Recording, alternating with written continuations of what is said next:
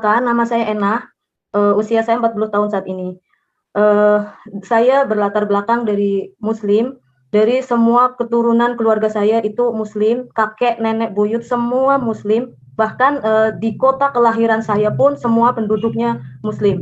Dari kecil, dari bayi, semua saya berada di lingkungan yang Muslim. Tidak ada non-Muslim di kota kelahiran saya. Bahkan saya nggak pernah ketemu atau belum pernah ketemu sama sekali dengan orang yang bentuknya seperti apa, orang non-muslim itu seperti apa, bentuknya, wujudnya seperti apa, saya tidak pernah ketemu dan belum pernah ketemu.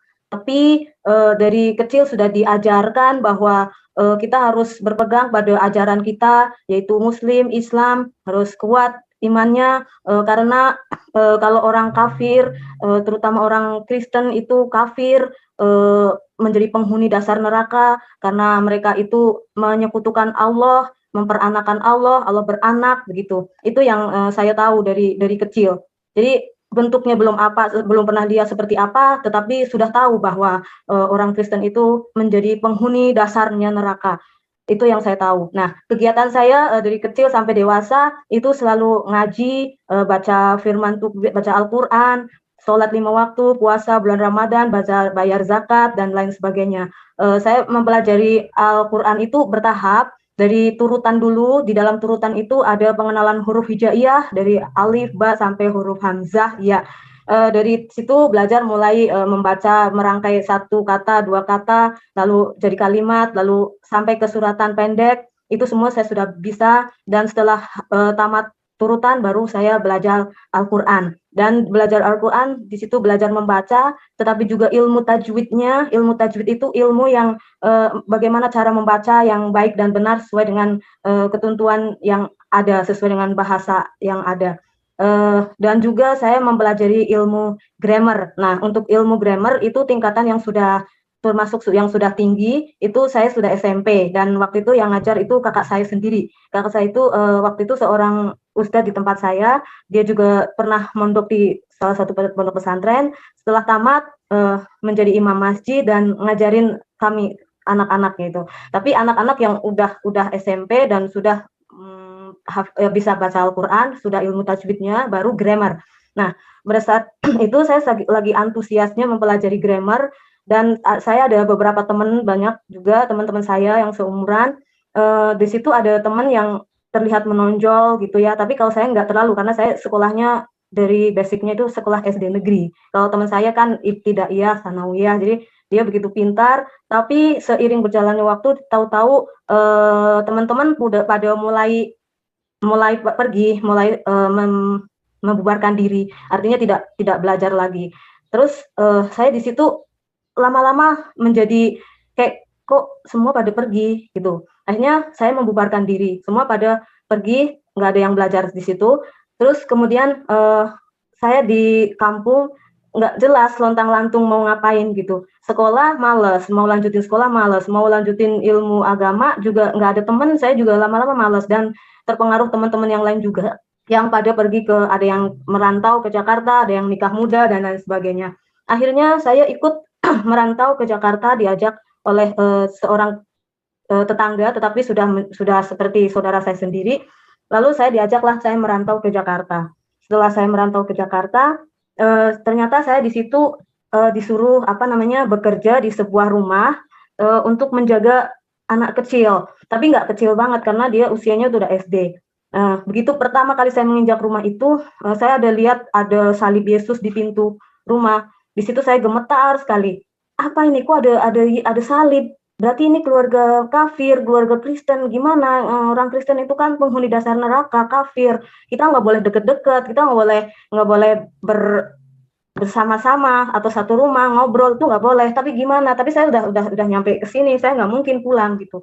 Tapi akhirnya ya sudah, saya tetap masuk saja ke rumah itu.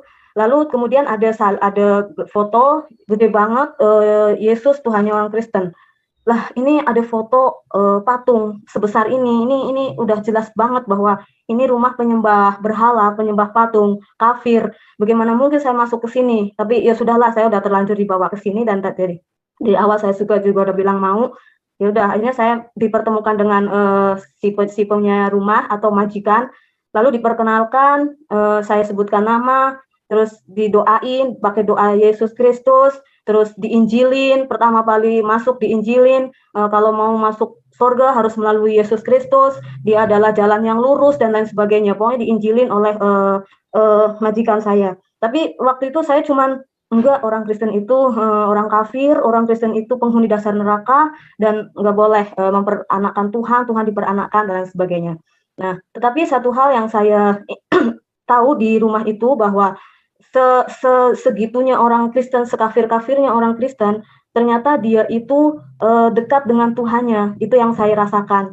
Pada saat mereka berdoa, posisi mereka itu pada saat mau makan, pada saat mau tidur, bangun tidur, itu mereka selalu berdoa dan berdoanya itu khusyuk menurut saya. Lipat tangan, pejamkan mata, tundukkan kepala dan dia menghadap ke hadirat Tuhan. Itu yang saya tahu. Padahal kalau saya berdoa itu pikirannya kemana, hati kemana, yang penting mulut ngomong dan ngomongnya juga pakai bahasa yang nggak saya ngerti.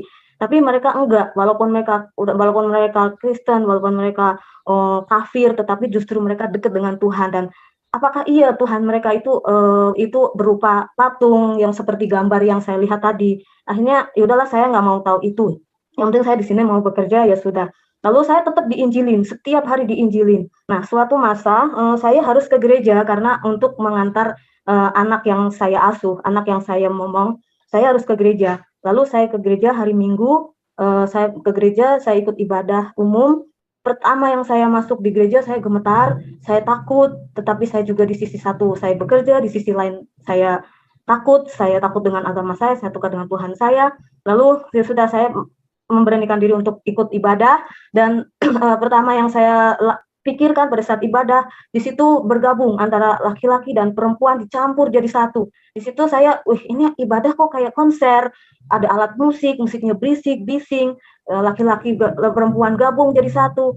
Tetapi ya sudahlah, saya nggak mau terlalu komentar banyak. Terus saya ikutin aja tata cara ibadahnya. Dan saya lihat ada seorang pendeta naik ke mimbar sambil membawa Alkitab. Pada waktu itu setahu saya mungkin Injil, karena kan kitabnya orang Kristen itu Injil. Jadi saya tahu itu Injilnya orang Kristen, dibaca di situ. Dan seorang pengkhotbah bilang, saudara-saudara yang kekasih, mari kita buka bersama-sama Alkitab kita. Dan dia baca apa, tapi saya nggak tahu pada saat itu. Lalu dibacalah, beliau bilang, saya baca surat ayat yang pertama, yang kedua jemaat, dan yang terakhir mari kita baca bersama-sama. Nah, dari situ saya mikir, orang Kristen itu ternyata hebat.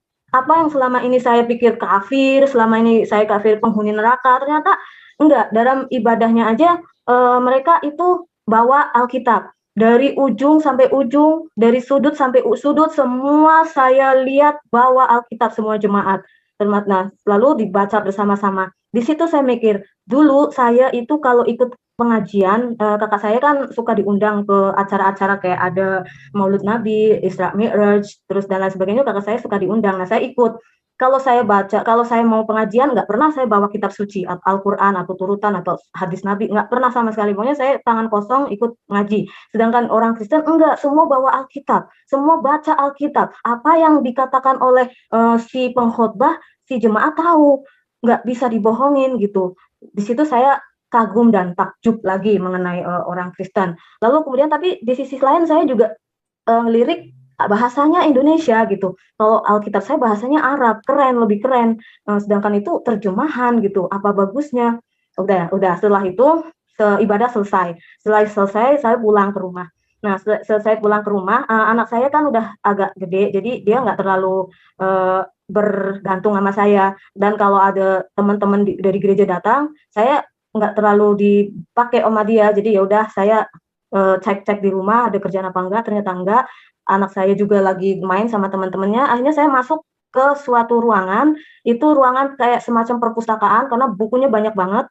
Lalu saya masuk ke situ, saya lihat-lihat ada banyak sekali buku. Ada buku yang judulnya Chicken Soup, ada buku yang judulnya Benny Hinn, ada buku yang ada tulisannya Alkitab. Alkitab itu saya mikir, oh yang tadi dipakai oleh si pendeta itu, si pengkhotbah yang di gereja itu, berarti ini yang mereka pakai. Tapi Alkitab juga banyak banget, ada macamnya. Ada yang warna hijau, ada yang warna biru terang, biru gelap, ada yang warna hitam, ada yang warna merah.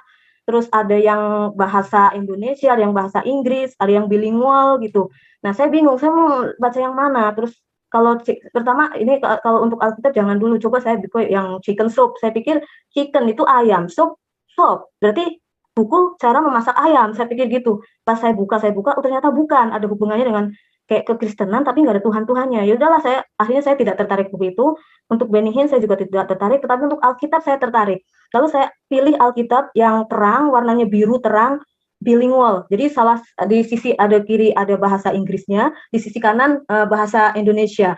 Nah, di bahasa Inggrisnya itu ada apa? Ada tulisan Psalm and Proverb, Mazmur dan Amsal. Terus yang sisi kanannya ada New Testament atau Perjanjian Baru. Lalu saya mikir, ya Allah, seandainya saya baca buku ini, apakah saya nanti bisa bahasa Inggris? Karena ini orang Kristen ternyata itu pintar. Alkitabnya itu ditulis dalam bahasa Inggris. Saya pikir semua orang Kristen pasti pintar bahasa Inggris karena Alkitabnya bahasa Inggris. Udah gitu ada terjemahannya lagi. Ya sama kayak kita juga kan hampir semua orang bisa baca, semua orang Islam baca Arab. Nah, saya pikir saya juga pasti bisa bahasa Inggris gitu. Jadi akhirnya saya ambil Alkitab itu dengan motivasi saya ingin belajar bahasa Inggris melalui Alkitab ini. Lalu saya ambil yang bilingual itu saya ambil. Pas saya baca Mazmur dan Proverb and Psalm itu menurut saya rada bahasanya itu indah. Tapi saya tidak mengerti. Saya cuma membaca, yang saya bisa tangkap bahasanya indah. Untuk yang Psalm, yang Mazmur itu bahasanya indah. Untuk yang Proverb bahasanya itu unik karena penuh dengan perumpamaan. Saya itu agak nggak ngerti, tetapi buat saya nanti saya mikirnya gini, seandainya saya baca buku ini, Psalm dan Proverb, itu untuk perbendaharaan ketika saya bikin puisi. Saya itu suka kalau lagi merenung, lagi bengong, saya suka coret-coret bikin puisi. Nah, kebetulan Mazmur itu indah, tulisannya bahasanya indah. Amsal juga begitu, Amsal itu unik. Pasti nanti saya jadi seorang penulis yang nggak melulu itu aja kosakatanya. Pasti saya jadi akan kaya kosakata dan kosakatanya indah lain dari yang lain. Lalu tapi nanti dulu, tunggu saya punya waktu luang banyak. Saya penasaran dengan yang namanya Old Testament, New Testament, Perjanjian Baru. Lalu saya baca saya buka yang bagian Testament, New Testament. Itu ada Matthew, ada Mark, ada Luke, ada John dan lain sebagainya sampai dengan Revelation. Saya baca untuk Matius, menurut saya itu bahasanya juga terlalu tinggi. Bahasanya itu menggunakan sastra yang cukup tinggi karena penuh dengan perumpamaan. Saya pusing di situ, saya bingung, saya nggak ngerti tentang Matius ini. Tetapi saya tahu ada silsilah Yesus Kristus, saya ngerti, tetapi ada bagian-bagian yang nggak ngerti karena penuh dengan majas perumpamaan. Ada perumpamaan di situ banyak banget. Nah, karena saya berhubung saya nggak ngerti, lalu saya bawa Alkitab ini, saya tanya kepada anak majikan saya yang sudah dewasa. Kita itu seumuran waktu itu. Kita umurnya itu cuma beda setahun di atas, beda setahun di bawah, dan seumuran gitu. Jadi saya merasa dialognya itu enak waktu itu, diskusinya itu enak. Lalu saya bawa ke dia, saya tanya tentang Matius.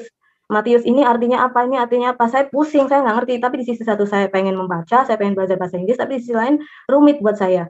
Lalu dia dengan senang hati mau memberikan saya mau berdiskusi dengan saya, memberikan waktu kepada saya, dan dia juga memberi ayat, yaitu ayat Yohanes 3 ayat 16, terus Yohanes yang akulah jalan kebenaran dan hidup itu, sama yang kisah para rasul, yang di bawah langit, kolong langit ini tidak ada nama lain yang olehnya kita dapat diselamatkan. Nah, dia kasih ayat-ayat itu, lalu dia tulis di sebuah kertas, lalu diberikan kepada saya.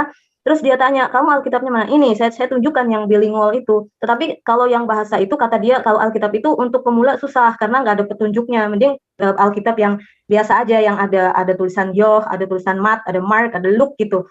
Ada tanda-tandanya gitu. Kalau perjanjian lama yang hijau, biru, perjanjian baru yang merah kayak gitu. Hanya ditukarlah Alkitab itu yang bilingual sama yang Alkitab lain. Tapi saya dalam hati, saya kan mau belajar bahasa Inggris, saya tidak mau belajar isinya. Tapi ya sudahlah, nggak apa-apa karena dia juga majikan saya nurut-nurut aja. Lalu saya pergi ke kamar ruangan yang tadi itu, saya baca lah mulai Yohanes 3 ayat 16. Saya cari ada yang tulisannya YOH, Yoh 16 itu angkanya yang besar, lalu Yohanes 3, tiganya yang besar, 16 itu yang kecil-kecil. Setelah dapat saya baca, di situ ada tulisan karena begitu besar kasih Allah akan dunia ini sehingga ia mengaruniakan anaknya yang tunggal, barang siapa percaya kepadanya tidak binasa melainkan beroleh hidup kekal. Lalu saya merenung, di sini ada kata anak, anaknya. Di situ saya menolak. Enggak, Allah itu esa. Allah itu tidak beranak dan tidak diperanakkan. Asyhadu alla ilaha illallah wa asyhadu anna Muhammad Rasulullah. Tidak ada Tuhan selain Allah. Saya mikirnya gitu. Jadi enggak lah, Yohanes 13:16 lewat. Saya nggak mau tahu. Saya cuma mau bahasa Inggris kok, mau belajar bahasa Inggris, nggak mau mempelajari isinya. Lalu kemudian dia dikasih lagi di bawahnya yang Yohanes yang berkata, Akulah jalan, kebenaran, dan hidup. Tidak ada seorang pun yang datang kepada Bapa kalau dia melalui aku. Loh, ini ada Bapa. Tadi anak, sekarang Bapa. Pantesan orang Kristen itu ditaruh di dasarnya neraka. Karena memang mereka memperanakan Tuhan, menyekutukan Allah, padahal bertentangan dengan ajaran saya. Jadi, enggak lah, saya enggak mau ini. Lalu, tapi saya masih penasaran dengan ayat yang berikutnya, yaitu yang di bawah kolong langit ini tidak ada nama lain yang olehnya kita dapat diselamatkan. Lalu, oke, kok, nah dari situ saya langsung terganggu, cara pola berpikir saya udah mulai terganggu. Di sisi satu, dia bilang tidak ada Tuhan, akulah jalan kebenaran dan hidup, tidak ada seorang pun yang datang kepada Bapa kalau dia melalui aku. Tapi ada ayat lain yang menegaskan ayat itu. Di bawah kolong langit ini tidak ada nama lain yang olehnya kita dapat diselamatkan. Loh, berarti si Isa Al-Masih siapa ya? Yang ngomong begini ini kan si Isa Al-Masih. Lah, Isa Al-Masih itu siapa? Kok berani ngomong seperti ini? Tapi di sisi lain, otak saya enggak, tidak ada Tuhan selain Allah. Allah tidak diperanakan dan tidak beranak. Akhirnya bertentangan, bergolak. Di pikiran saya, di hati itu bergolak sangat kuat. Akhirnya saya, daripada saya pusing, saya stop dulu, saya tutup Alkitabnya, saya lalu pergi ke tempat lain. Seiring berjalannya waktu, setiap hari, setiap malam, setiap ini, saya ingat terus, terngiang-ngiang terus dengan ketiga ayat itu. Terngiang-ngiang terus, terutama yang akulah jalan kebenaran dan hidup. Tidak ada seorang pun yang datang kepada Bapa kalau tidak melalui aku. Itu aku terngiang-ngiang terus. Kenapa dia bisa ngomong seperti itu? Siapa dia kok bisa ngomong seperti itu? Maaf ya saya sebutin, Nabi Musa nggak bisa ngomong seperti itu. Nabi Musa itu ke 25 nabi. Nggak ada ngomong begitu. Nabi Adam nggak ada ngomong begitu. Nabi semuanya ke-25 nabi, hanya Isa Al-Masih yang berani bilang seperti itu. Nah, sekarang Isa Al-Masih ini siapa? Hanya saya tanya kepada Allah, ya Allah, kok ada 25 nabi? Saya tahu, kenal Isa Al-Masih. Tapi dia kan hanya sebatas nabi, iya, yang orang Kristen anggap Tuhan. Tapi kok dia bisa ngomong seperti itu? Siapa Isa Al-Masih? Akhirnya saya pergi ke kakak ke kakak itu, anaknya majikan saya yang paling gede. Saya tanya di situ, Isa Al-Masih itu siapa? Yesus Kristus. Akhirnya dia jelasin, Yesus Kristus itu, dia jelasin lah kalau mau masuk ke surga harus melalui Yesus Kristus, dia itu Tuhan. Terus dia jelasin tentang hubungan anak dan Bapa, karena memang di dalam Yohanes 3 ayat 16 itu saya antara Bapa dan anak itu saya masih bingung sekali. Terus dia jelasin antara hubungan Bapa dan anak, dia jelasin Tritunggal, tapi semuanya mental, nggak ada yang masuk di dalam otak saya. Sama sekali saya juga malah tambah bingung. Lalu kemudian akhirnya dia bilang begini, kalau kamu mau tahu siapa Isa Al-Masih, mending kamu baca ini, kelahirannya Yesus Kristus. Lalu saya dikasih tahu kamu harus baca ini. Lalu saya baca di dalam Matius yang tentang kelahiran Yesus Kristus. Nah, di situ saya baca, yang saya dapatkan dari pembacaan itu gini, pada waktu Maria masih bertunangan dengan Yusuf, datanglah seorang malaikat kepadanya dan berkata bahwa Maryam, engkau akan melahirkan seorang anak laki-laki dan berilah dia nama Yesus. Lalu terjadilah si Maryam mengandung, lalu kemudian lahirlah Yesus. Nah, di situ saya baru antara hubungan antara anak dan Bapa baru mulai nyeklek. Jadi gini, posisi Maryam pada saat itu masih bertunangan dengan Yusuf, belum menikah. Mereka juga dikatakan sebagai si Maryam ini dikatakan sebagai gadis suci, gadis yang masih perawan. Artinya belum pernah disentuh oleh laki-laki, tetapi dia hamil mengandung Yesus Kristus, yang adalah malaikat juga bilang bahwa itu adalah roh Allah itu sendiri. Roh Allah itu sendiri masuk ke dalam tubuhnya si Maryam, lalu kemudian lahirlah Isa Al-Masih. Dari situ saya merenung, oh pantesan Isa Al-Masih itu dianggap Tuhan oleh orang Kristen. Ya memang karena dia 100% Allah, 100% Tuhan. Karena gini, saya ingat waktu SD, saya belajar tentang perkembangbiakan makhluk hidup. SD kelas 6, lalu dilanjutkan SMP kelas 1, SMP kelas 2, sampai ke SMP, itu kita belajar tentang biologi. Nah, saya ingat, pada saat kita mempelajari tentang makhluk hidup, makhluk hidup itu berkembang biak, itu melalui proses yang dinamakan seksual untuk binatang dan juga manusia. Tetapi yang saya bahas di sini manusia. Manusia pada umumnya, semua manusia kalau mau berkembang biak itu melalui proses yang namanya seksual, termasuk termasuk keturunan Adam. Kalau Adam enggak, karena dia terbuat dari tanah, lalu Hawa terbuat dari tulang rusuknya, jadi mereka enggak. Tetapi setelah Adam itu semua manusia dari keturunan Adam sampai sekarang, sampai detik ini, semua yang namanya manusia itu melalui proses melahirkannya itu melalui proses yang namanya seksual. Di sini bukan mau porno, tetapi memang ini pelajaran biologi. Dan seksual itu apa? Pertemuan antara sel telur dengan sel jantan. Sel telur itu ovum, sel jantan itu sperma. Lalu bertemu. Dan setelah bertemu, terjadilah pembuahan. Dan pembuahan ini disebut dengan zigot. Nah, di dalam zigot itu ada DNA manusia. Tetapi di dalam Isa Al-Masih itu tidak ada unsur zigot, tidak ada unsur sperma, tidak ada unsur ovum atau sel telur. Karena pada saat itu Maryam dengan Yusuf itu masih berstatus tunangan. Itu saya mikirnya gitu. Pantesan dia itu Tuhan. Memang 100% Tuhan, sebab tidak ada namanya unsur manusiawinya di dalam diri Isa Al-Masih. Oke, berarti dia memang Tuhan. Nah, lalu setelah ya yakin dia Tuhan, pantesan dia bilang akulah jalan kebenaran dan hidup. Tidak ada seorang pun yang datang kepada Bapa kalau tidak melalui aku. Lalu setelah saya percaya bahwa dia itu adalah Tuhan, karena memang 100% dari Tuhan, tapi gak langsung percaya karena saya juga tidak boleh murtad. Nanti kalau saya murtad itu nggak hukumnya itu benar-benar nggak ada ampun. Jadi saya tetap takut, tapi saya percaya itu Tuhan, tetapi saya masih tetap takut untuk mengakui dan menerimanya. Nah, lalu kemudian besoknya suatu hari saya melihat ada Benny Hinn di rumah itu, selalu melihat TV itu, selalu TV-nya itu rohani, khotbah-khotbahnya Benny Hinn, lagu-lagu puji-pujian gitu. Nah, kebetulan saya lagi nonton dan nontonnya Benny Hinn. Dan Benny Hinn kebetulan bahas tentang Yohanes 3 ayat 16. Yohanes berapa tuh yang bilang akulah jalan kebenaran dan hidup, tidak ada seorang pun yang datang kepada Bapa kalau tidak melalui aku. Itu dibahas oleh Yohanes. Lalu setelah itu si kan Benny Hinn bilangnya pakai bahasa Inggris, tetapi sama ada penerjemahnya. Dia bilang kalau kita mau ke Tuhan, itu harus melalui perantara. Karena kita adalah orang yang berdosa. Nggak bisa orang berdosa itu melihat Tuhan. Sama kayak ibarat Allah itu ibarat sumur.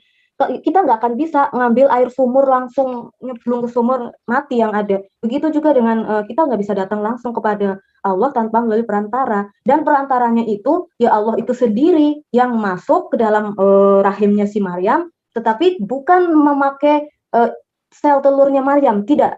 Sel telur Maryam tidak dipakai untuk kelahiran Yesus, enggak. Dia itu 100% roh, dia cuma pinjam perutnya doang, perutnya Maryam dipinjam sebagai media, tetapi tidak ada unsur, tidak memakai ovumnya Maryam atau sel telur, tidak. Oke.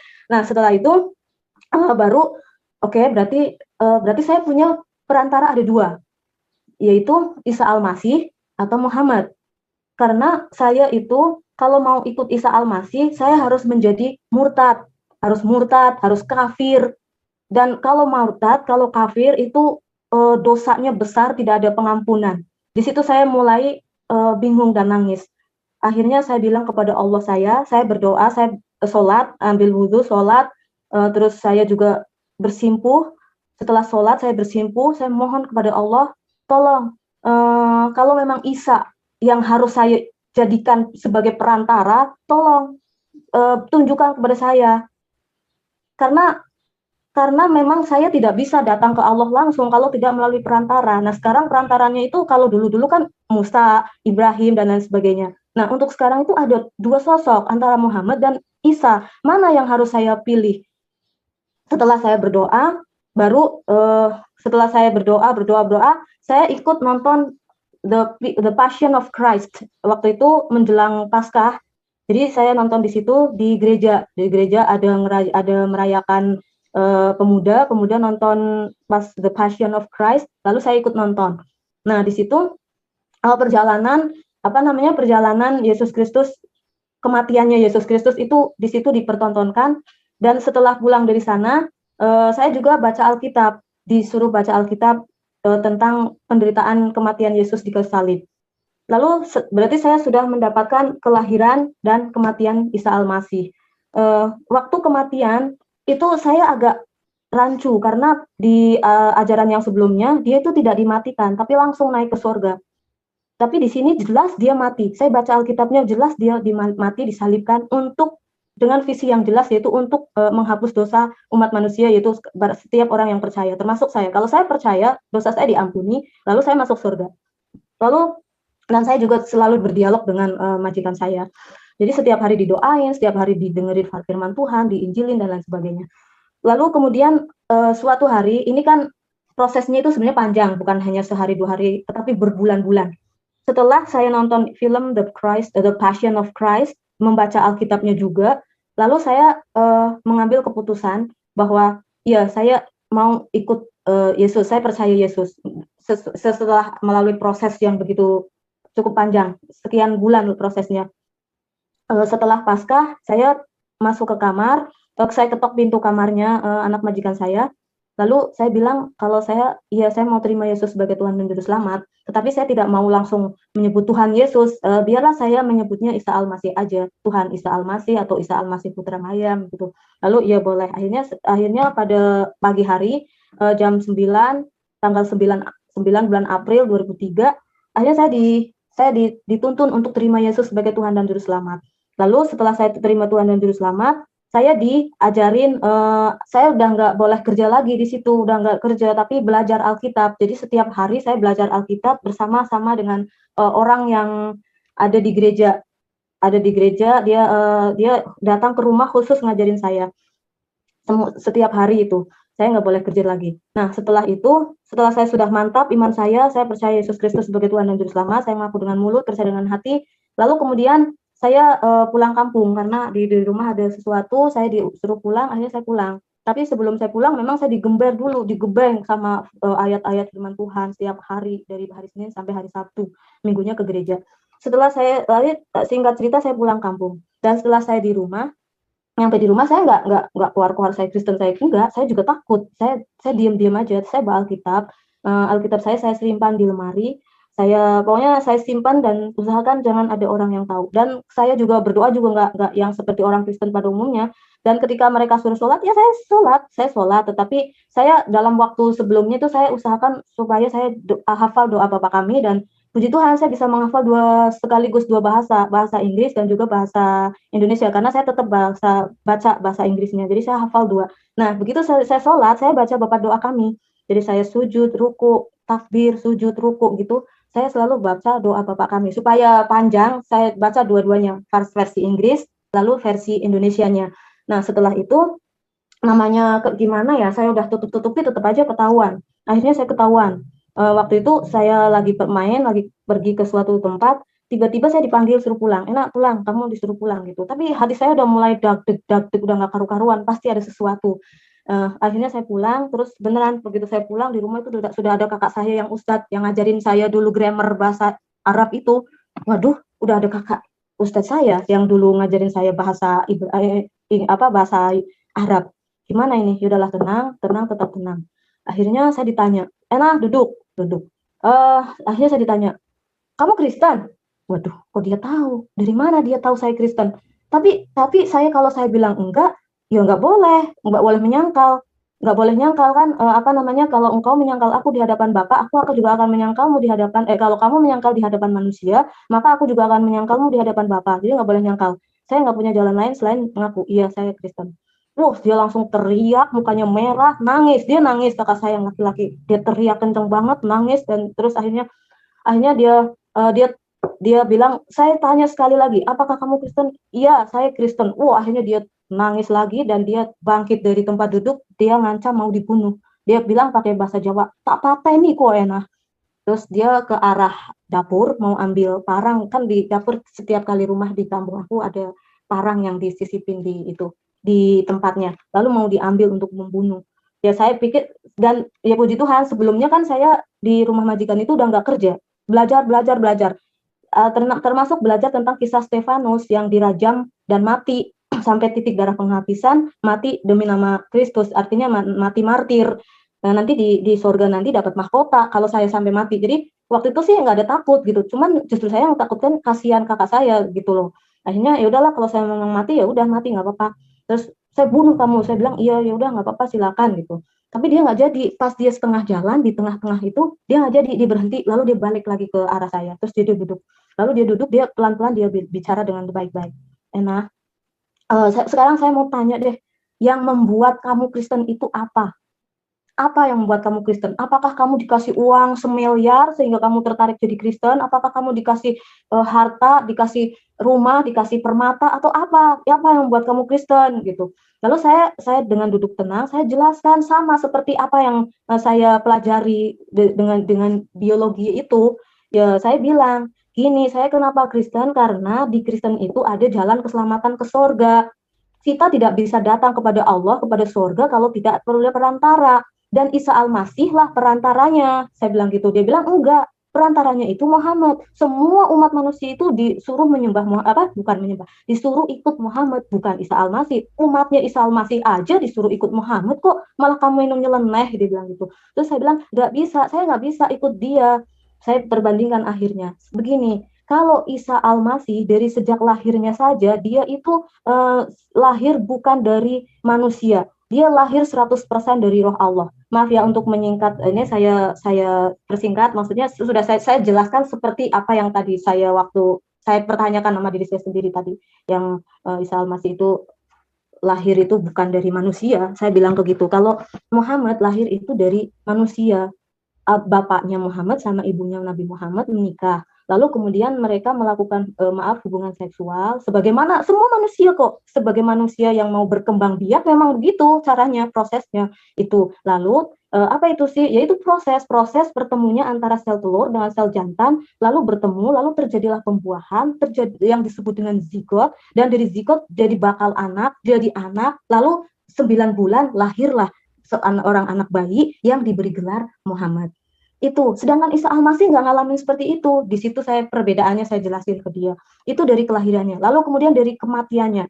Dari Isa Al-Masih, waktu mati, dia itu mati disalibkan. Dia salibkan untuk menebus dosa-dosa umat manusia. Kalau saya percaya Isa Al-Masih yang sudah mati di kayu salib, maka dosa saya diampuni. Dan dia juga bukan hanya mati, tetapi naik ke surga. Sebelum naik, dia bangkit dari antara kematian pada hari ketiga, lalu naik ke surga, duduk di sebelah kanan Allah. Sekarang Isa Al-Masih ada di surga. Sedangkan Nabi Muhammad, maaf, beliau ini meninggal, wafat. Wafatnya itu karena diracun, setelah wafat dikubur, sampai sekarang ada di kuburan.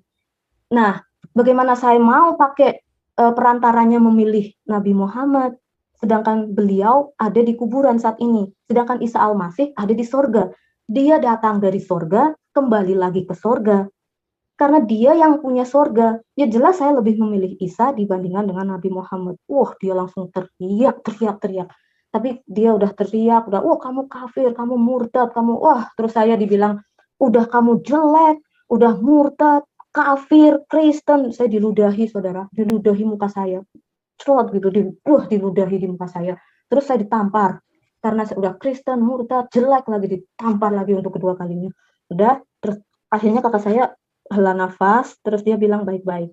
Terus akhirnya bilang gini, enak kamu mau nggak?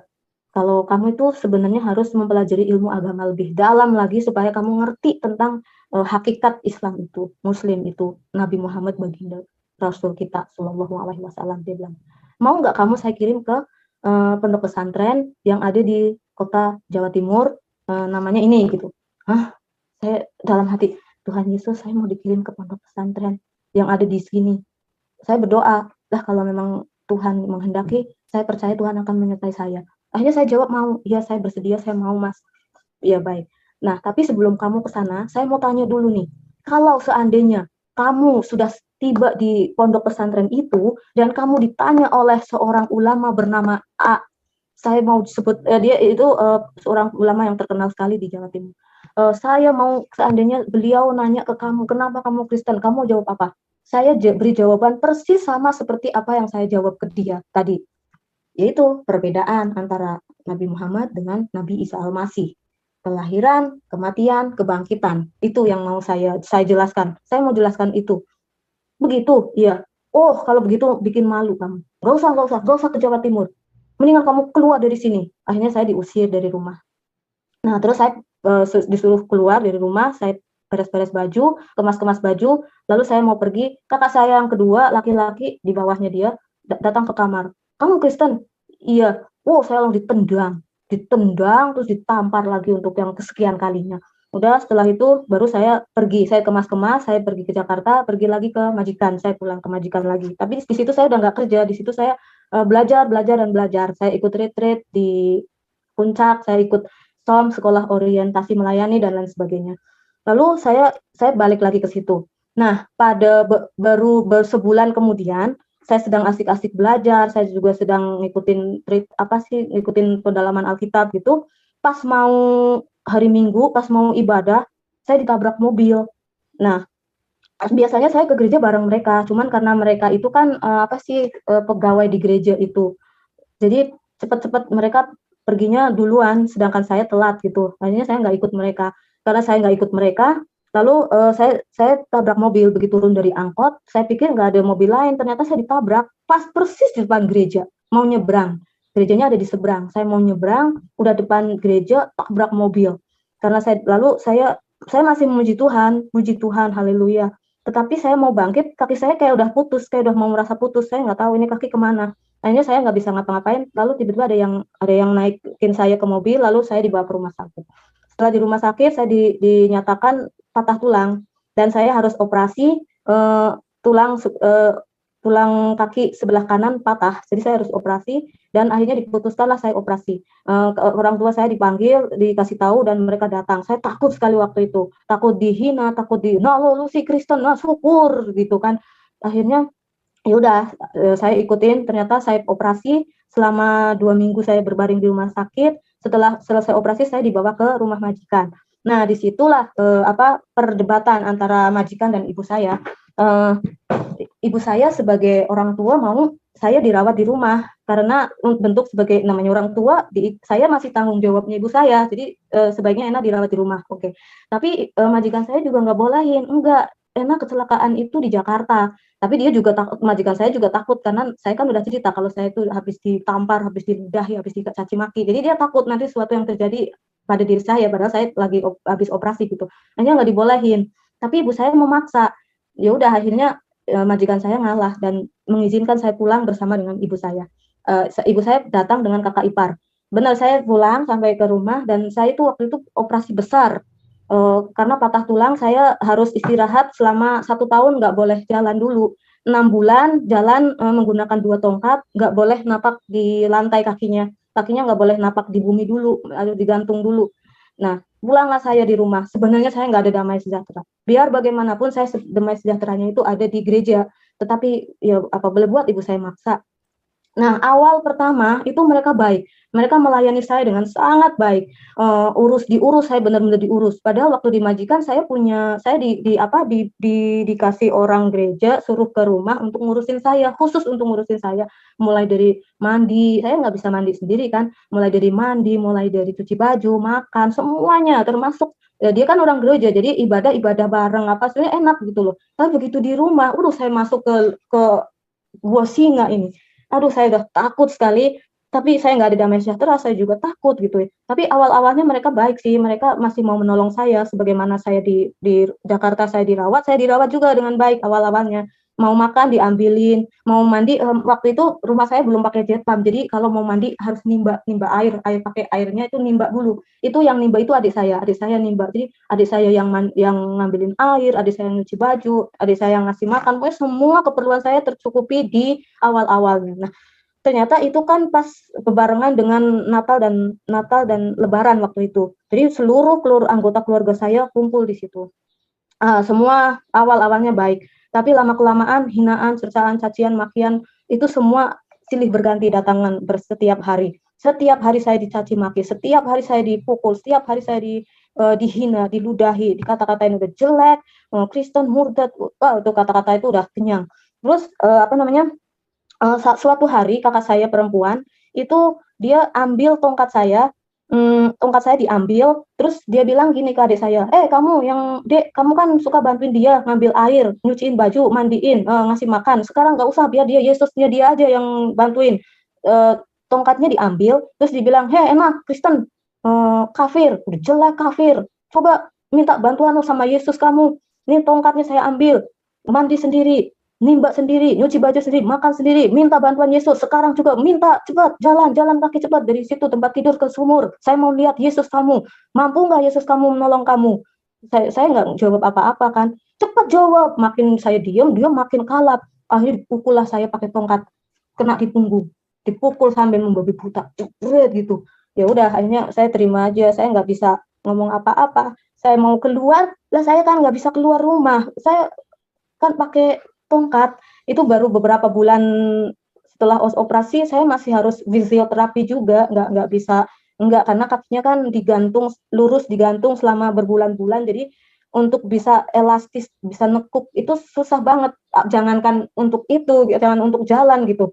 Akhirnya ya udah, saya hanya berdoa. Saya nggak berani baca Alkitab karena itu benar-benar buah singa banget. Saya nggak bisa baca Alkitab. Kalau lihat saya lagi baca Alkitab bisa diberangus. Ya, akhirnya saya nggak bisa baca Alkitab. Tapi puji Tuhan, jadi jauh-jauh hari sebelum, puji Tuhan, majikan saya memberi fasilitas saya belajar mempelajari Alkitab banyak-banyak. Bahkan pasca operasi saya juga belajar Alkitab. Jadi walaupun saya nggak bisa baca Alkitab pada saat itu, tetapi firman yang sudah pernah saya baca itu yang menghibur saya. Sedang saya lagi sedih-sedihnya, Tuhan bilang, apa namanya, penderitaan yang kamu alami tidak melebihi kekuatan kamu. Terus tidak ketelanjangan, tidak kesusahan, itu tidak ada yang bisa memisahkan antara kasihmu dengan kasih Allah. Kasih Allah tidak bisa memisahkan antara kasihmu dengan kasih Allah. Tidak itu ketelanjangan, tidak itu kesengsaraan, tidak itu penderitaan. Itu yang saya menghibur saya. Akhirnya saya bisa kuat. Nah, setelah itu hari-hari itu terus saya jalanin dengan penuh hinaan, cacian, makian. Nah, di puncaknya ibu saya datang ke kamar saya itu sekitar habis habis zuhur, sholat zuhur. Saya juga habis mandi, sholat zuhur, terus saya belum dikasih makan sore, baru makan siang doang. Tiba-tiba ibu saya datang ke kamar saya. Terus seorang ibu lutut bersimpuh di kaki saya. Ini kebalik, harusnya kan saya sebagai anak, tetapi ini enggak. Ibu saya yang bersimpuh, yang berlutut di kaki saya. Sambil menangis-nangis, sambil mengurai air mata, terus beliau bilang begini, Ena, waktu saya mengandung kamu itu antara hidup dan mati, begitu beratnya melahirkan kamu itu. Nah, apakah balasanmu seperti ini? Coba tolonglah, kembalilah ke agama yang sebelumnya, kembalilah ke Islam, karena kamu memang dilahirkan sudah dari Islam. Tolong kembalilah ke Islam. Terus saya bilang, saya dialog dengan Tuhan Yesus pada saat itu. Tuhan Yesus, boleh nggak saya pura-pura masuk Islam lagi, supaya satu, saya juga dapat pertolongan, setidaknya selama saya sakit ini aja, sampai sembuh lah, saya pura-pura Islam, supaya saya dapat kasih sayang dari keluarga saya, supaya nggak disiksa mulu. Saya juga nggak tahu mau kemana, dipukul setiap hari, dikata-katain, terus dalam kondisi yang sedang lemah, tolong bisa nggak saya pura-pura Islam. Terus itu yang pertama. Yang kedua, kasihan ibu saya sampai berlutut bersimpuh di kaki saya. Ini kebalik, harusnya kan saya anaknya yang berlutut di kaki ibu, tapi ini ibu saya yang berlutut. Kalau kakak saya dengan penuh kekerasan, sedangkan ibu dengan penuh kelembutan dan bersimpuh dan berlutut. Bagaimana saya bisa menyaksikan hal seperti ini? Saya cuma mau pura-pura, Tuhan, boleh nggak saya pura-pura? Tuhan bilang apa? Tuhan bilang begini, jikalau engkau menyangkal aku di hadapan manusia, maka aku pun akan menyangkal kamu di hadapan Bapakku. Akhirnya, yolah, baik Tuhan, kalau memang begitu saya tidak akan menyangkal. Akhirnya saya bilang ke ibu saya, maaf Bu, saya tahu pada saat ibu melahirkan saya itu ibarat itu taruhannya antara hidup dan mati. Tetapi Tuhan Yesus itu dia benar-benar memberikan nyawanya untuk saya, Bu. Dia mati di kayu salib, dia disalibkan, dipukul, dicambuk, dimahkotai duri, di lambungnya ditusuk pakai tombak, tangannya dipaku sampai mati. Dia rela memberikan nyawanya untuk saya. Jadi maaf Bu, saya tetap mau ikut Yesus Kristus. Oh, ibu saya terus nangis, dan ibu saya ternyata sudah beres-beresin baju saya. Lalu saya diusir dari rumah. Dan nggak lama kemudian ada mobil angkot sampai udah di depan rumah. Akhirnya saya diserahin ke sopir angkot itu, Pak tolong ya titip ini anak bawa sampai ke terminal, dia bilang gitu. Akhirnya ya saya ikut ikut naik angkot itu, dan tasnya itu besar banget, isi baju sama Alkitabnya nggak di nggak ditinggal tapi dimasukin ke situ. Terus akhirnya saya pergilah sampai ke terminal. Begitu turun dari angkot saya bingung, saya tasnya gede banget, gimana ini? Terus akhirnya tukang bis datang. Tukang bis ada kayak calo tapi ya semacam calo, datang terus menghampiri saya, ditanya mau kemana. Saya mau ke Jakarta, saya mau ke terminal ini, terminal A, tolong antar saya ke sana. Iya, akhirnya barang saya dinaikin ke bis, tapi saya mau naik ke bis itu nggak bisa karena kan di bis itu tinggi, terus ada undak-undakan, tapi undak-undakannya itu tanggung, nggak lebar nggak panjang. Saya kan kalau mau naik ke tangga itu kan harus yang panjang supaya badan saya plus dua tongkat saya kiri dan kanan. Wah, saya di situ saya nggak bisa naik. Tuhan Yesus, saya nggak bisa naik bis, ini gimana? Saya nggak ngerti caranya naik bis. Terus akhirnya baik banget ada seseorang laki-laki yang mau gendong saya. Akhirnya digendong, masuklah ke bis. Terus ditanya, kamu mau kemana Mbak? Saya mau ke Jakarta, ke ini terminal ini, tujuannya ke sini. Terus sendirian? Iya, saya sendirian. Oh ya udah, nanti saya temenin. Akhirnya bapak-bapak itu duduk di sebelah saya. Dan ketika mau ke toilet, bapak-bapak ini yang gendong saya, akhirnya diturun, digendong lagi sampai ke toilet, ditungguin. Tongkatnya juga dikasih ke saya diantar sampai ke toilet sama bapak ini. Dan sampai setelah itu sampai naik bis lagi, sampailah di terminal Jakarta. Begitu di terminal Jakarta, saya bingung, ini tas gimana mau saya bawa? Saya nggak bisa bawa tas, bawa badan aja susah, kaki aja belum boleh. Nah, apa di lantai, di tanah, aku masih harus kakinya harus gantung, gimana mau bawa tas? Akhirnya tasnya saya tinggal. Tapi sebelum saya tasnya tinggal, di tas besar itu ada tas kecil. Nah, di tas kecil itu ada Alkitab sama itu uang, tapi nggak banyak, nggak nyampe 100.000. Akhirnya saya ambil itu doang, saya nggak bisa bawa baju. Berat, saya nggak bisa bawa, gimana mau bawa? Kalau tas ransel, oke, nanti saya bawa tas ransel, saya gendong, terus saya jalan dengan dua tongkat, nggak apa-apa. Tapi ini tasnya yang cuma diselempang di sini, lah saya selempang ke sini, yang goyang nggak seimbang, saya nggak bisa, yang ada jatuh. Nah, akhirnya saya tinggal di terminal itu baju. Lalu saya bawa Alkitab dan saya bawa tas, lalu saya duduk di terminal itu. Terus saya mau ke Majikan. Lalu kemudian saya kebetulan dari terminal ke Majikan itu bisa dilalui dengan jalan kaki walaupun jauh, nggak dekat. Tapi saya lebih baik jalan karena kalau saya naik angkot gimana? Saya nggak bisa naik angkot. Kalau ada temennya satu bisa bantu naikin badan saya, naikin kaki saya, bawain tongkat saya. Tapi kalau sendiri saya nggak bisa. Akhirnya ya walaupun saya punya Tuhan, cuman emang nggak bisa. Akhirnya saya memilih untuk jalan. Saya jalan kaki menuju ke rumah Majikan.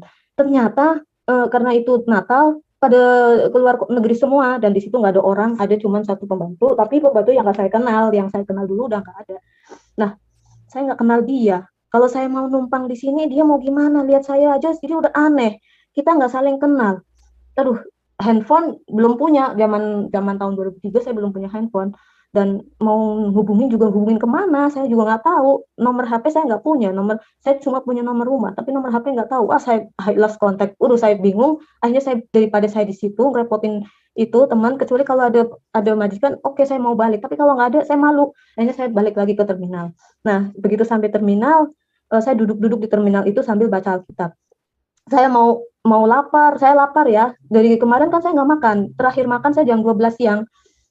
Sore belum sempat dikasih makan udah diusir, nggak dikasih bekal makanan lagi. Gitu saya lapar, ya saya mau beli pakai uang itu, saya takut kalau misalkan saya kan tinggal di terminal, mau ke toilet aja saya harus bayar. Lah kalau saya makan nanti saya bolak-balik toilet uangnya habis, saya gimana? Akhirnya ya udah saya tahan diri, saya tidak makan, saya tidak minum. Pas jam 12 siang, jadi kan saya berarti puasa berapa? 24 jam. Dari jam 12 siang kemarin, ini udah jam 12 lagi.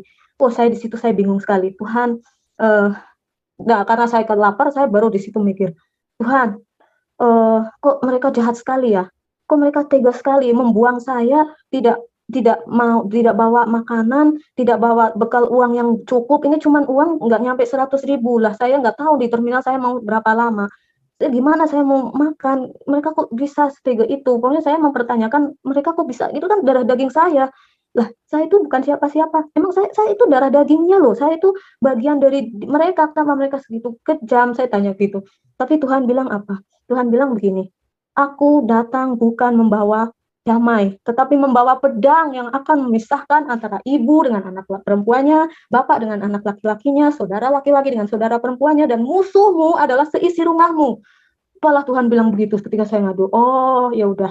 Berarti memang saya harus menghadapi hal seperti ini. Hal seperti ini memang harus saya hadapi. Jadi nggak usah tanya lagi, Tuhan, kenapa, Tuhan, kenapa. Semua sudah ada di Alkitab, semua sudah ada di firman Tuhan.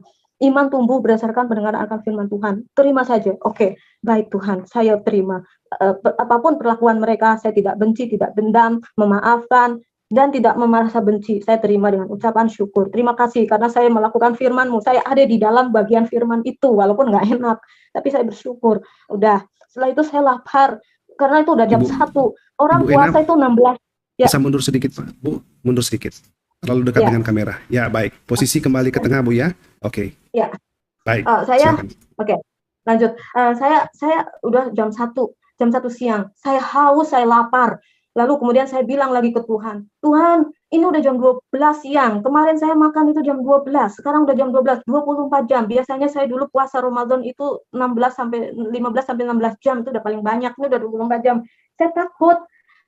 Lambung saya bermasalah. Saya takut dengan kondisi tulang saya yang butuh nutrisi. Saya itu kan dokterku tuh kan bilang harus makan makanan yang bernutrisi, harus makan makanan yang mengandung vitamin D, mengandung kalsium, magnesium untuk pertumbuhan tulang, karena tulang saya itu patah, jadi harus disambung kembali. Dan untuk bisa itu nutrisi itu membantu. Nah, bagaimana saya mau memenuhi kebutuhan nutrisi untuk tulang saya aja makan udah 24 jam lebih. Tuhan, tolong Tuhan, apa yang harus saya lakukan? Kalau saya pakai uang ini saya takut. Tahu nggak Tuhan bilang apa? Manusia hidup bukan berdasarkan roti saja, tapi dari setiap firman. Malah Tuhan bilang begitu. Oke, berarti saya tidak usah takut, saya udah tidak usah khawatir dengan kondisi tulang saya karena kekurangan makan, kekurangan nutrisi. Percaya saja sama Tuhan. Manusia hidup bukan berdasarkan makanan, roti, tetapi dari firman. Akhirnya saya baca firman. Di situ ada tertulis, rancanganku bukanlah rancangan kecelakaan, tetapi rancangan damai sejahtera, rancangan yang penuh harapan. Tuhan, firman-Mu nggak sesuai dengan keadaan yang aku alami pada saat itu. Aku buktinya ikut Engkau, aku celaka. Aku mau ke gereja loh, mau menyembah Tuhan, mau memuji Tuhan dengan hati yang sukacita, cinta mula-mula. Tapi saya kenyataannya kecelakaan, Tuhan. Dan dari kecelakaan ini saya sangat menderita. Saya sangat terpukul, saya sangat menderita, Tuhan. Tapi Tuhan bilang, Engkau akan tetap naik dan tidak turun. Rancanganku bukan rancangan kecelakaan, rancangan damai sejahtera, rancangan yang penuh hari depan yang penuh harapan. Akhirnya saya percaya saja apa yang dia firmankan. Udah, saya percaya. Udah, oke. Udah, saya terus merenung.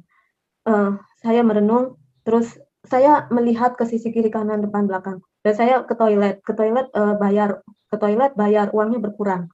Saya mikir, ini uang udah makin hari akan makin berkurang. Saya nggak tahu masa depan saya itu seperti apa. Saya mau bekerja apa? Orang saya aja jalan kaki aja susah. Kaki aja belum boleh napak di bumi, gimana mau kerja? Akhirnya saya mikir begini, Tuhan, saya nggak bisa ngapa-ngapain.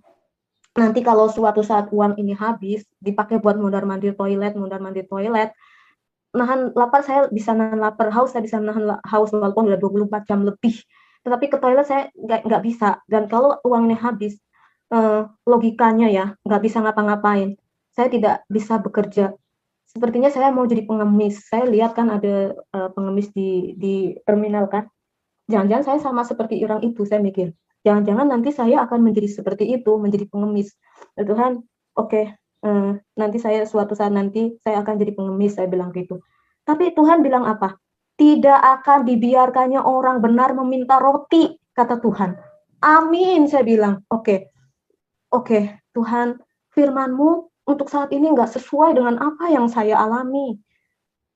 Tapi Engkau bilang, aku tidak akan membiarkan orang benar meminta roti. Berarti saya tidak akan meminta roti, saya tidak akan dibiarkan untuk jadi seorang pengemis. Amin, puji Tuhan. Aku nggak tahu caranya. Nah, pas saya lagi mikir-mikir begitu, khawatir tentang masa depan. Saya di terminal loh waktu itu. Terus nggak ngerti makan apa, nggak ngerti minum apa. Tiba-tiba dia bilang, lihatlah burung di udara, Ena. Apakah burung di udara emang dia nyangkul? Emang dia menanam? emang dia menabur, dia nggak nyangkul, dia nggak nanam, dia nggak nabur, tapi waktunya makan ya makan, jamnya makan makan, jamnya minum minum, dia nggak mau tahu, nggak mau nyangkul, nggak mau apa, dia cuma mau tahu waktunya makan, ada aja makanan. Terus begitu juga bunga di bakung diberi keindahan.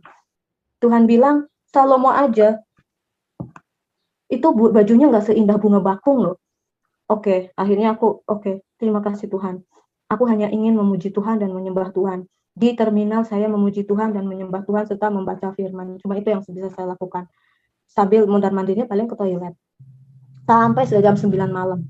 Begitu jam 9 malam, tiba-tiba ada dua orang itu apa namanya? Calo menghampiri saya. Saya takut diusir. Saya mau kemana kalau di terminal aja diusir? Kalau saya mesti ke kolong jembatan, aduh saya takut, pokoknya, aduh saya malah sampai dua orang ini saya takut. Tapi dia orang bilang kamu jangan takut. Terus akhirnya saya ditanya nama kamu siapa? Kamu nggak usah takut. Kita kenalan dulu. Nama kamu siapa? Saya bilang nama saya Ena. Oh akhirnya dia sebut nama. Ternyata dia orang Batak karena ada famnya. Saya orang Batak, dia bilang kamu nggak usah takut. Coba ceritain kamu sebenarnya mau kemana, dari mana mau kemana, kok ini udah jam 9 masih di sini terus. Terus saya ceritain kronologinya, saya ceritain ke dia, lalu akhirnya dia kayak ada belas kasihan. Ya udah kalau begitu kamu ikut saya. Akhirnya saya dibawalah ke rumah dia, ada dua orang ini. Dibawa ke rumah dia itu udah jam setengah 10, naik angkot. Nah kalau naik angkot ada temennya saya bisa, karena kan ada yang megangin, ada yang bantu. Saya bisa naik turun angkot sama mereka berdua. Setelah tiba di rumah mereka, saya disuruh mandi. Emang dari pagi kan saya belum mandi. Mandi itu kemarin pas di rumah. Belum makan juga. Udah jam 9, setengah 10 lah, jam 10 malam. Jam 10 malam. Kamu udah makan apa belum? Saya bilang belum. Akhirnya dia pergi cari makanan nasi padang gitu, lalu saya dikasih makan. Setelah saya mandi, makan, tiba-tiba ada seorang ibu yang tinggalnya dekat-dekat situ. Lalu saya diperkenalkan kepada ibu ini. Terus saya ceritalah kronologinya saya itu seperti apa kepada ibu ini. Lalu saya disuruh tinggal di ibu ini. Ibu ini nyuruh saya tinggal di sana.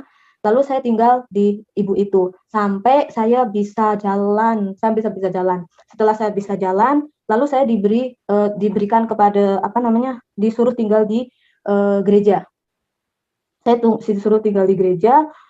Di situ ada jemaat gereja itu yang orangnya ya lumayan, secara ekonomi lumayan berada gitu. Saya diperkenalkan sama orang itu, salah satu jemaat itu. Terus ngobrol, akhirnya ditanya, kamu mau sekolah nggak? Dia bilang gitu. Sekolah mau, maksudnya kuliah. Dia bilang, kamu mau nggak kuliah? Mau, saya mau gitu. Terus kamu kalau mau kuliah mau ambil jurusan apa? Dia bilang gitu. Saya bilang, kalau saya mau kuliah saya mau ambil Alkitab karena saya mau memberitakan Injil, jadi supaya saya tambah ilmunya, tambah ngerti firman Tuhan banyak, lalu saya menceritakannya ke orang gitu. Saya bilang gitu. Terus dibilang kok enggak deh, jangan Alkitab dulu, kamu harus sekolah sekuler dulu. S1-nya sekuler, lalu S2-nya baru Alkitab. Sama kayak saya juga gitu. Saya sekolahnya pertama di sekuler, baru saya S2-nya ambil Alkitab. Kamu seperti saya ya? Iya, ya udah kamu persiapan dulu, kamu harus kuliah. Kalau enggak dia sarankan saya masuk UI gitu. Terus ijazah kamu bawa nggak? Bawa. Nah ambil. Nah saya kan di ibu saya itu waktu itu bawain saya ijazah, Alkitab sama uang sedikit. Di tas kecil itu saya ambil ada ijazahnya. Pas dilihat ijazah SMP. Loh, kok ijazah SMP? Iya saya kan tamatnya cuma sampai SMP. Saya pikir kamu anak tamatan SMA, makanya saya tawarin kuliah. Lah kalau SMP ya nggak bisa, dibilang gitu. Oh ya udahlah, nggak jadi juga nggak apa-apa. Nah, terus akhirnya dibilang gini, tapi nggak apa-apa deh, kamu ambil juga. Terus ada orang yang bilang, sekarang kan ada kejar paket C setara dengan SMA, bisa aku ambil itu. Oh yaudah bagus. Akhirnya saya ambil paket C, tetapi sebelumnya saya les dulu di SMU terbaik di Jakarta Selatan. Saya ambil sekolah di situ, cuman setahun intensif gitu. Saya beli buku semua mata pelajaran SMA kelas 1, 2, 3. Saya langsung memilih IPS supaya gampang. Akhirnya saya belajar itu buku IPS, bahasa Inggris, bahasa Indonesia. Untung saya baca Alkitab. Jadi ketika baca pelajaran bahasa Inggris kelas 3 SMP, SMA, 1, 2 itu di SMA, itu membantu. Aduh puji Tuhan banget. Jadi bahasa Inggris nggak mengalami kendala karena saya udah sering baca Alkitab bahasa Inggris itu. Nah, akhirnya saya ikutin bahasa Inggris itu. Nah, untuk mata pelajaran matematika saya butuh bantuan orang. Akhirnya saya didatangkan guru dari lulusan matematika UI, lalu saya digembleng di situ. Udah beberapa tahun di situ, 2 tahun kalau nggak salah. Saya digembleng gitu, lalu dapatlah saya ijazah paket C. Setelah itu saya juga disuruh les piano, les musik, les vokal gitu. Saya disuruh les. Jadi waktu untuk ujian masuk UI, ujian grade naik kelas dari kelas 1 ke kelas 2 piano sama vokal itu barengan jadi satu. Kayak saya bingung apa yang mau saya pelajari. Nah setelah itu saya malah nggak fokus, akhirnya nggak diterima dua-dua. Di UI nggak dapet, di piano juga. Piano saya naik dalam waktu 1 tahun, naik 2 grade, grade 1 naik grade 2 dalam waktu 1 tahun. Tapi untuk UI saya nggak bisa, nggak lolos. Akhirnya ya udahlah nggak apa-apa, dan singkat cerita ya udah saya nggak apa-apa deh, nggak sekolah juga nggak apa-apa, yang penting saya udah ikut Yesus. Udah itu kan kesuksesan dunia itu saya anggap itu hanya sebuah bonus, tetapi eternal life itu yang penting saya sudah dapatkan. Jadi akhirnya saya cuman dapat ijazah itu, tapi ilmunya saya dapat, ilmunya itu ilmu IPS-nya saya dapat, cuman untuk sampai UI nggak bisa sampai ke UI. Nah itulah yang ingin saya ceritakan, kesaksian Tuhan. Jadi waktu saya berjumpa dengan Tuhan, memang saya nggak berjumpa secara seperti orang-orang yang melalui mimpi, tetapi melalui firman. Dari firmanlah itu saya berdialog langsung dengan Tuhan. Tuhan Yesus, benar bahwa Tuhan Yesus adalah firman yang telah menjadi daging, dan Alkitab itu Yesus itu sendiri. Makanya bisa saya komunikasi berdialog dengan Tuhan ketika di rumah, ketika di terminal, saya lapar, Tuhan bilang manusia tidak hidup bukan berdasarkan roti saja. Itu semua bisa berkomunikasi seolah-olah Tuhan itu ada di hadapan saya. Oh berarti memang benar bahwa Yesus adalah firman yang telah menjadi daging, dan firman itu adalah Yesus itu sendiri.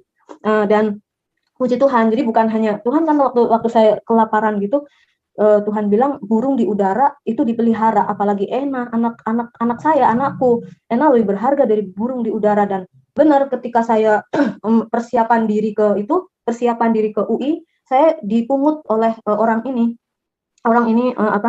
beliau ini orang yang berada gitu. Itu semua bukan hanya makanan biasa, tetapi makanan para raja, makanan-makanan Eropa yang nggak pernah saya pikirkan, itu yang saya makan selama selama persiapan ke UI itu. Jadi ada yang namanya buah ara, itu yang saya baca di Alkitab, saya pikir itu hanya ada di Alkitab, ternyata saya makan buah ara. Terus ada di Alkitab sering dibahas tentang minyak zaitun, buah zaitun. Saya nggak waktu saya baca Alkitab saya nggak kebayang zaitun itu seperti apa, tetapi saya makan minyak zaitunnya dan buah zaitunnya saya juga makan. Seperti kayak apa yang di dalam Alkitab disebutkan kayak gitu, itu semuanya saya sudah makan semuanya. Bukan itu yang mau saya ceritakan, tetapi perjumpaan saya dengan Tuhan Yesus itu, jadi bahwa apapun yang saya butuhkan itu dipersediakan, walaupun pada saat itu firman-Nya itu seperti bertentangan dengan kehidupan saya. Sepertinya kehidupan saya dengan firman Tuhan itu bertentangan. Dia bilang tidak akan celaka. Dia bilang hari depannya penuh harapan. Gak tahunya memang saya celaka. Tapi ternyata setelah alamin itu, ternyata semuanya Tuhan sediakan jauh melebihi apa yang saya harapkan. Sekian dan terima kasih. Kesaksian Ena, jika dibaca atau didengar secara utuh, sebenarnya lebih tepat dipahami sebagai kisah pergulatan batin dan psikologis seseorang daripada sebagai pembuktian objektif tentang benar salahnya sebuah agama. Narasi yang dibangun sangat emosional, runtut, dan menyentuh, tetapi justru disitulah letak masalahnya. Emosi dijadikan fondasi utama untuk menarik kesimpulan teologis yang sangat besar. Perjalanan iman yang diceritakan tidak pernah benar-benar diuji di ranah rasional dan epistemologis, melainkan bergerak dari satu pengalaman batin ke pengalaman batin yang lain, lalu disimpulkan sebagai kebenaran mutlak. Pengalaman Ena menjalani Islam sebagai sesuatu yang mekanis dan terasa kering tidak bisa dijadikan ukuran kebenaran Islam itu sendiri. Itu adalah pengalaman personal, bukan realitas universal. Banyak Muslim yang menjalani syalat, puasa, dan zikir dengan kedalaman spiritual yang sangat kuat. Ketika seseorang tidak menemukan makna dalam praktik agamanya, itu lebih banyak berbicara tentang kondisi subjektif orang tersebut, bukan tentang cacat ajaran agamanya. Namun dalam kesaksian ini, kegagalan personal justru diproyeksikan seolah-olah menjadi kegagalan Islam secara keseluruhan. Konflik teologis tentang keesaan Tuhan dan klaim Yesus sebagai anak Allah juga tidak pernah diselesaikan secara argumentatif. Pergulatan itu berakhir bukan dengan penjelasan rasional yang menjembatani kontradiksi, tetapi dengan keputusan emosional untuk menerima. Ini bukan hasil penalaran teologis yang matang, melainkan bentuk penyerahan diri setelah tekanan batin yang panjang. Keputusan semacam ini sah sebagai pilihan iman pribadi, tetapi menjadi bermasalah ketika disajikan sebagai kesimpulan kebenaran universal. Pola penderitaan yang muncul setelah pindah agama penganiayaan keluarga, ancaman pembunuhan, kecelakaan, kelaparan, dan keterasingan lalu diikuti dengan cerita pertolongan dan keajaiban adalah pola narasi yang sangat berulang dalam banyak kesaksian sejenis. Setiap bantuan dari orang lain atau komunitas gereja langsung ditafsirkan sebagai intervensi ilahi. Sementara fakta bahwa pertolongan itu datang melalui manusia dan sistem sosial sering diabaikan. Di titik ini terlihat jelas adanya bias konfirmasi. Semua hal baik diasosiasikan dengan iman baru, dan semua hal pahit dikaitkan dengan iman lama. Ayat-ayat dari Alkitab yang dikutip sepanjang kesaksian berfungsi terutama sebagai penguat emosi dan penghiburan setelah keputusan iman diambil, bukan sebagai alat untuk menguji kebenaran sebelum keputusan tersebut dibuat. Kitab suci digunakan sebagai penopang batin, bukan sebagai instrumen analisis kebenaran. Secara spiritual ini bisa dimengerti, tetapi secara logis tidak cukup kuat untuk dijadikan dasar klaim bahwa satu agama salah dan yang lain benar. Penolakan dan kekerasan dari keluarga jelas tidak dapat dibenarkan secara moral. Tetapi hal itu juga tidak bisa dijadikan bukti teologis. Kekerasan adalah persoalan manusia, budaya, dan emosi, bukan cermin langsung dari ajaran agama. Jika logika ini dipakai secara konsisten, maka semua kekerasan yang dilakukan oleh penganut agama manapun harus dianggap sebagai bukti kesalahan agamanya, sesuatu yang jelas tidak adil dan tidak logis. Pada akhirnya, kesimpulan besar yang ditawarkan bahwa di luar Yesus manusia tidak dapat berbuat apa-apa adalah klaim iman internal kekristenan. Klaim ini hanya bermakna bagi mereka yang sudah menerima premis kekristenan sejak awal. Bagi orang di luar iman tersebut, pernyataan itu tidak memiliki daya paksa logis apapun. Kesaksian Ena layak dihormati sebagai cerita hidup dan pilihan personal, tetapi ketika diposisikan sebagai bukti kebenaran agama, narasi ini tidak cukup kokoh. Ia menunjukkan pencarian makna, kebutuhan akan kepastian, dan respons terhadap tekanan hidup, bukan demonstrasi objektif tentang kebenaran teologis.